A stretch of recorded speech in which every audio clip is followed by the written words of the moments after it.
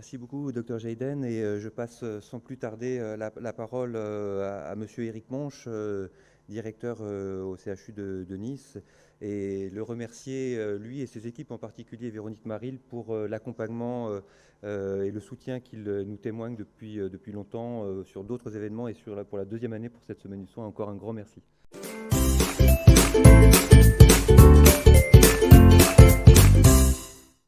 Bonjour, en propos préliminaire, je tiens à souligner que c'est le premier événement qu'on fait en présentiel depuis la crise sanitaire. Donc je vous remercie à tous d'être venus et vous pouvez faire autant de bruit que vous le souhaitez aujourd'hui, ce sera avec plaisir. Madame le docteur Imen Jayden, conseillère municipale subdéléguée à la prévention de la fragilité des seniors, conseillère Nice Côte d'Azur, Mesdames, Messieurs les organisateurs, chers tous, bonjour. C'est une chance et un honneur pour le CHU de Nice d'accueillir pour la deuxième fois la Semaine du son de l'UNESCO.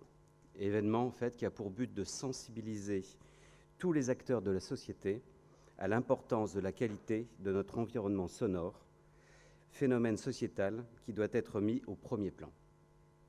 D'ailleurs, la charte de la Semaine du son fixe les bonnes pratiques en matière mise en œuvre des objectifs dans les 5 domaines transversaux qui sont la santé auditive, l'acoustique et l'environnement sonore, comme l'a dit le docteur Jayden, les techniques d'enregistrement et de reproduction, l'expression musicale et pédagogique, ainsi que la relation image et son. D'ailleurs, ces 5 objectifs ont été approuvés par 193 membres de l'UNESCO dans leur résolution, soyons précis, 39C/59, pour ceux qui voudront la relire, qui dit « L'importance du son dans le monde actuel, promouvoir les bonnes pratiques ». Chaque année, la Semaine du son met en œuvre des actions qui explorent toutes les facettes du son dans toute sa diversité. Des figures du monde artistique, médical, politique, universitaire, étudiant et médiatique se mobilisent pour soutenir cet événement.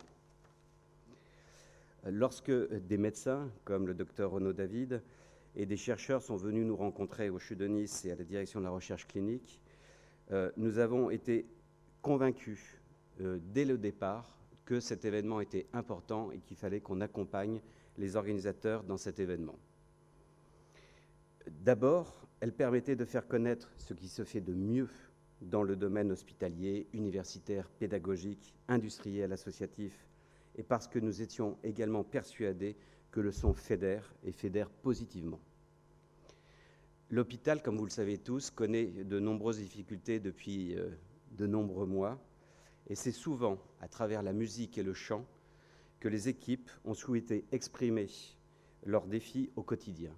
La population également les a remerciés au quotidien par des cris, des chants sur leur balcon, ce qui a rassuré et remercié les équipes paramédicales, médicales et hospitalières. Mais au-delà des challenges individuels que traversent les équipes médicales et soignantes aujourd'hui, il s'agit désormais de s'accorder sur une position pour faire mieux et mieux vivre ensemble. Le son permet le progrès et les travaux collaboratifs associant notamment le CHU, l'Université Côte d'Azur, qui ont montré ensemble que des patients atteints de surdité sévère notamment ont pu avoir un nouvel espoir. Enfin, le son soigne, et c'est très important. Au CHU, de nombreux services tels que les soins palliatifs, la prise en charge des maladies neurodégénératives, le traitement de la douleur ou dans de nombreuses autres disciplines, et malgré le fait que ce soit plus une découverte, il faut encore souvent convaincre et trouver les moyens pour aller plus loin, pour soigner les patients avec le son. Je ne peux qu'espérer que cette semaine nous permettra et vous permettra d'avancer ensemble. Merci à tous et excellente semaine du son de l'UNESCO.